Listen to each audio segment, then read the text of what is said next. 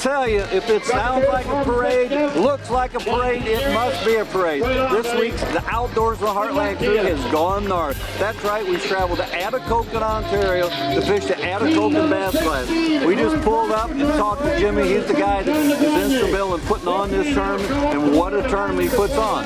My partner today, well, it's Colonel Bob. That's right, Bob Wilson, my fishing partner. We've been on the lake for a few days. We've been catching quite a few fish, and hopefully we got a weigh-in tomorrow at 3 o'clock, and we've got some fish to show off to the folks here. But we're going to do a 2-day tournament. It's going to be 2 weeks in a row. You're going to follow us, and we're going to put on hopefully a heck of a tournament and a fishing show. So don't go away. We're here in Atikokan, Ontario. We're going to be right back with more Outdoors in the Heartland right after this.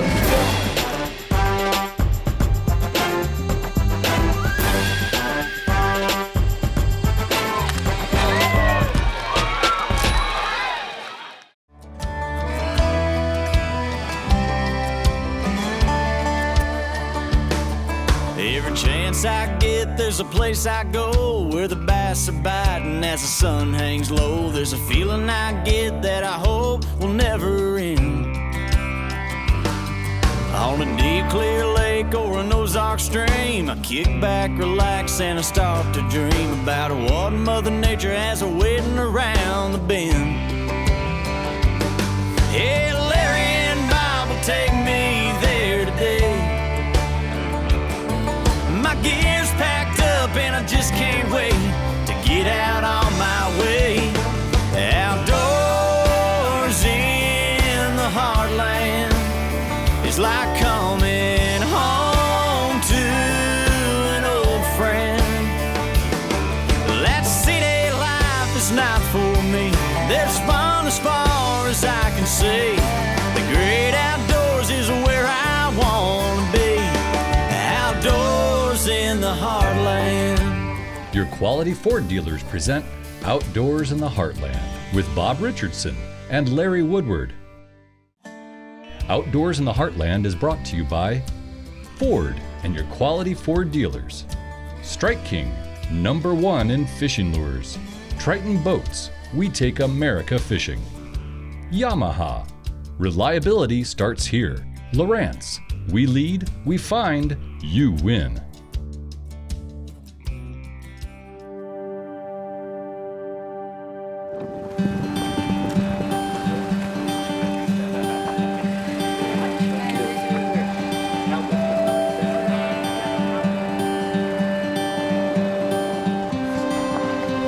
Hey, what team number are you? 21. 21. How you doing, gentlemen? How you doing? 100%.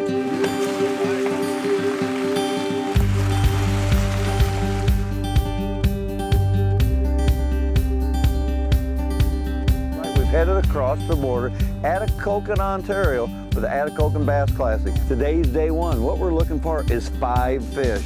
Hopefully we can get in the hunt with 5 fish. They're going to weigh somewhere 18 to 21 pounds. My game plan has been early morning, topwater, sexy dog. You know, I'm fishing with my good friend, Colonel Bob Wilson. He's done really well this week. He's been on some fish. So if I think we're gonna go for bust, we're gonna make a really long run this morning. Our takeoff is 7. Boat 21, well, we're gonna have 20 boats ahead of us. So when we batten down, we're gonna have to put the cameras up. It's gonna be one heck of a ride.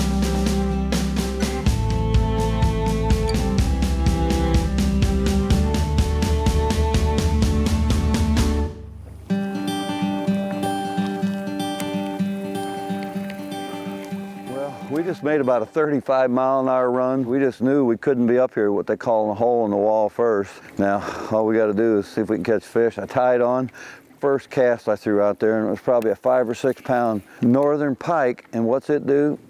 Instead of hitting the bait, it goes in front of the bait and bites my line off. So the excitement's already started, and I don't know if I can handle it, but whew, if I drank beer, I'd take one just to calm down.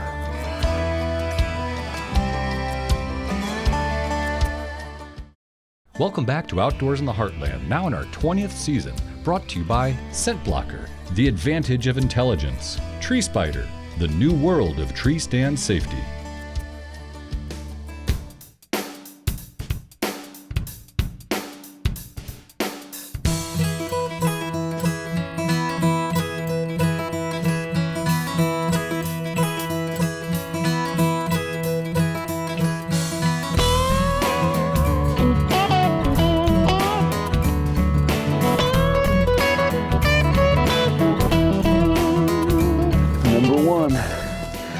Good job, Colonel.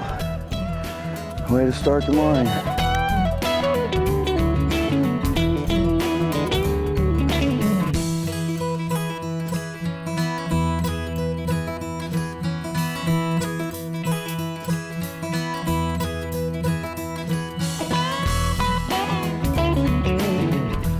Oh, there's a big fish.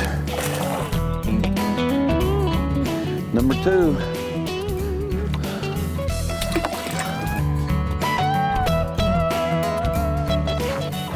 Okay, Bob, get the net. I got a head shaking almost like a walleye. It's a little getting bigger. They're getting bigger.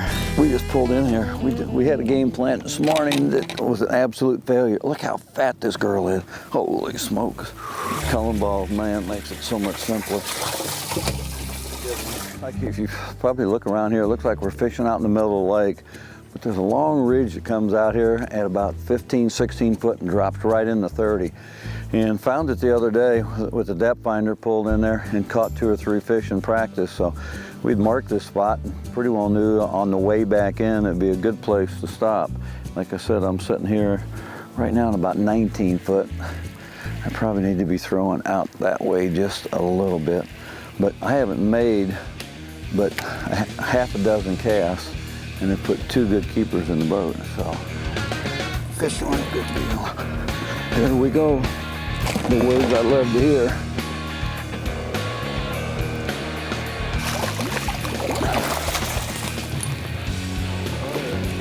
Good fish, put that in my side live well. Your side? My side, I get the big fish on my side of the live well.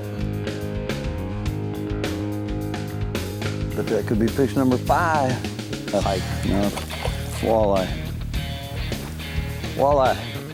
Walleye. Thank you, John. Come here. See it. Oh, that one. That's the biggest fish of the day. Holy smoke. Look at that fish. Look at that. Woohoo. Good job, Colonel. Thank you. Number 5. You know, we moved from out on that point back in this channel swing and kind of went in and kind of curved back out. Right now I'm sitting in about 24 foot of water, but it goes up into 18, and then it basically just about a length cast is a big rock formation that comes out. And we just caught a fish, just a while ago, and tried to cull, but when it was all done, I think we may have gained 2 ounces at the most. And we need to catch a few fish with some little shoulders on them where we can gain 2 pounds at a time.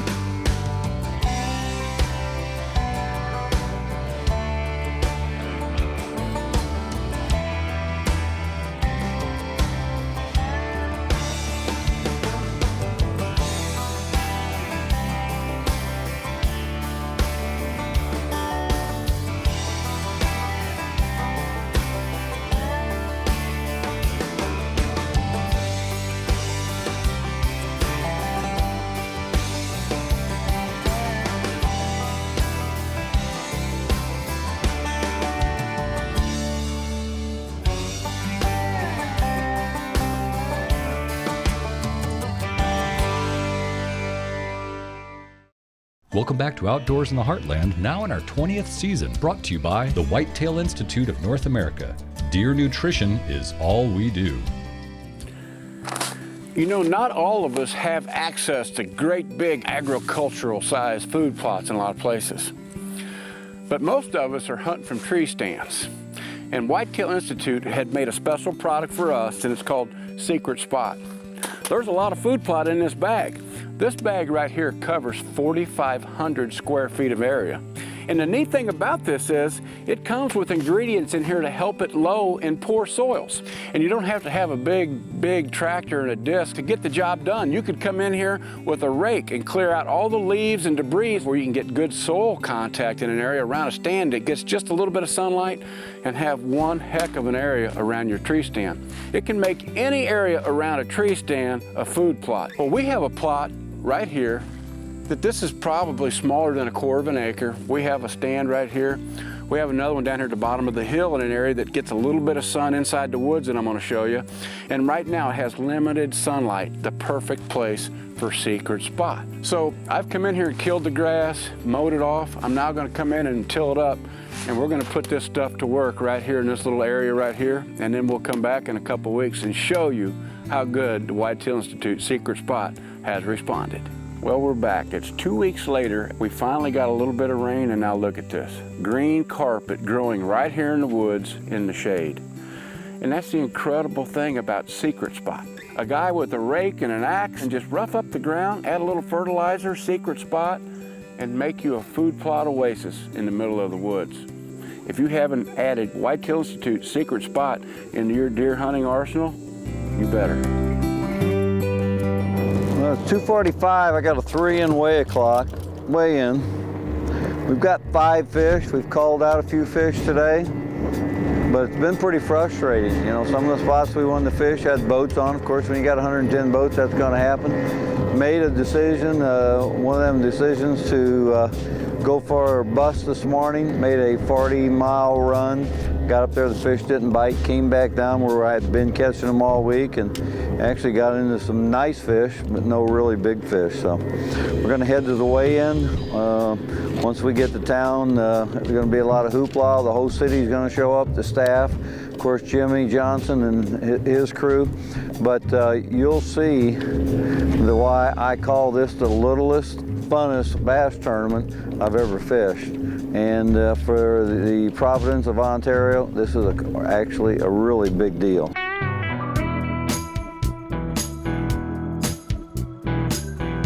Well, the hard part's over for Bob and I. Now it's time to see just how much we had put in the boat.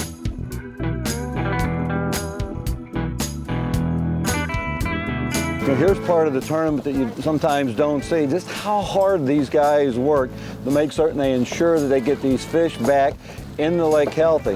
You know, these guys are putting oxygen in it, they're putting ice in it to cool the water down. You know, most of these big boats like Tritons and most of the big boats you're seeing here all have great live well systems. Some of the smaller boats, well, maybe not.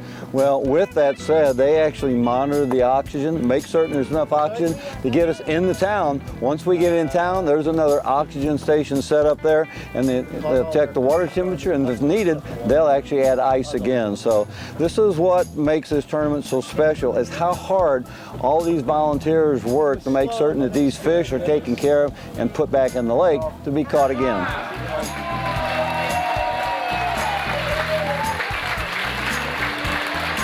Look at that. That's respectable. All right. This is a heavy, heavy bag of fish. I want to know where you were fishing. I want to know where you fished, and I'm going there. The competition's always tough at the Atikokan Bass Classic, and this year was no different. With a single-day limit of 14.3 pounds, Bob and I were in the hunt, barely. The leaders, well, they was bringing in from 20 to 22 pounds.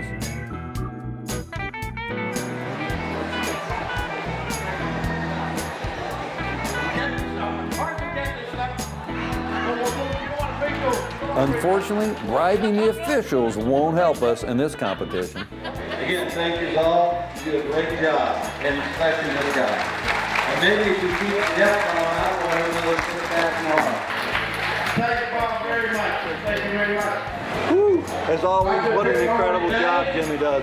You know, the thing is, with all the hype going on, as you see, there's a lot of boats to weigh in, and there's no doubt, and I have not seen any results, but there'll be guys bringing in 20-pound sacks. I'm going to get out of this guy's way. Excuse me. Come on in. This segment of Outdoors in the Heartland has been brought to you by Mossy Oak. It's not a passion, it's an obsession. Welcome back to Outdoors in the Heartland, now in our 20th season, brought to you by Ford and your quality Ford dealers. Strike King, #1 in fishing lures. Triton Boats, we take America fishing. Yamaha, reliability starts here. Lowrance, we lead, we find, you win. And Gilbreth's Taxidermy, the official taxidermist of Outdoors in the Heartland.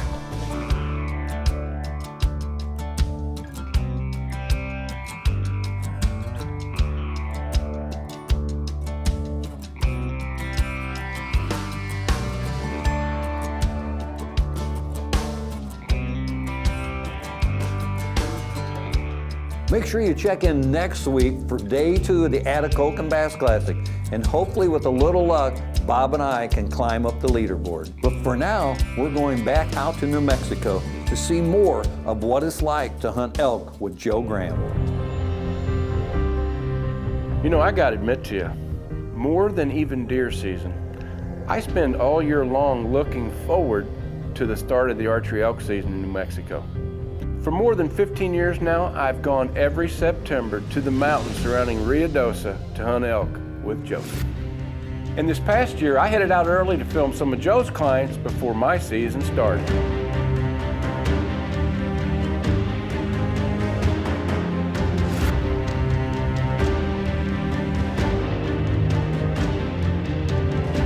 Right in the middle of the season, Mexico was getting hit by a major hurricane. The extensive rain surrounding that disaster came over us in waves, day after day.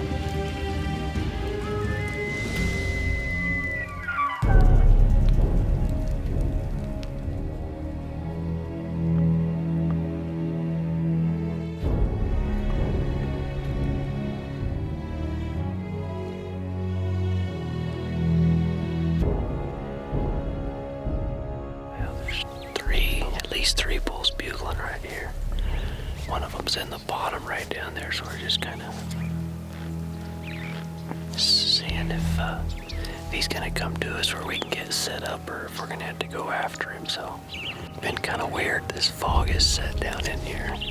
Very hard to see, but it almost acts like it's starting to lift now. I know that when we first got up here, climbed up on top of this bench, it was thick. It's actually kind of cool. It's been kind of hiding our scent a little bit.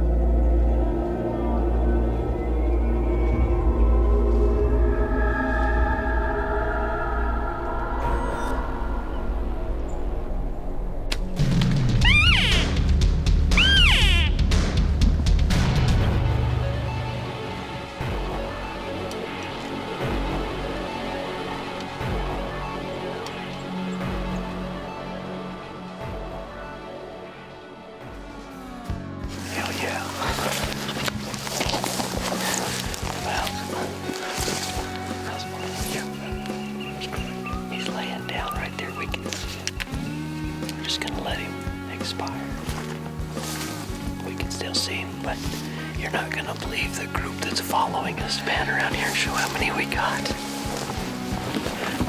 Hey, everybody's there.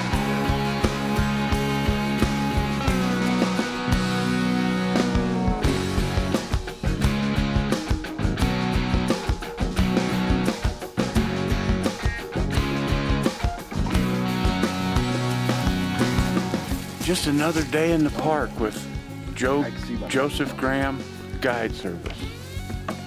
That's a good hunt, though. That was great. Yeah. Bugling everywhere. Well, let me tell y'all something. Killing elk with a bow is not this easy. Now, I don't get to start hunting till the second archery season with my good friend here, Joseph Graham. And you've seen me and him hunting for almost 20 years together. We've had a lot of success, and that's because he knows how to make success. I mean, sometimes this looks easy. We've hunted 2 days, and we've taken 2 great bulls, and Congratulations. Thank you. hey man, Get it done, man. how many elk you killed now? Probably about 13. Yeah? Total. Holy cow, you're a pro. No, I'm not a pro. Now, you More killed with gun 13. than- There's not many people in North America ever killed 13 bulls in their life. How many bulls Well, have they you weren't killed, all Larry? bulls. Too many to count? I've killed 9 bulls, I guess.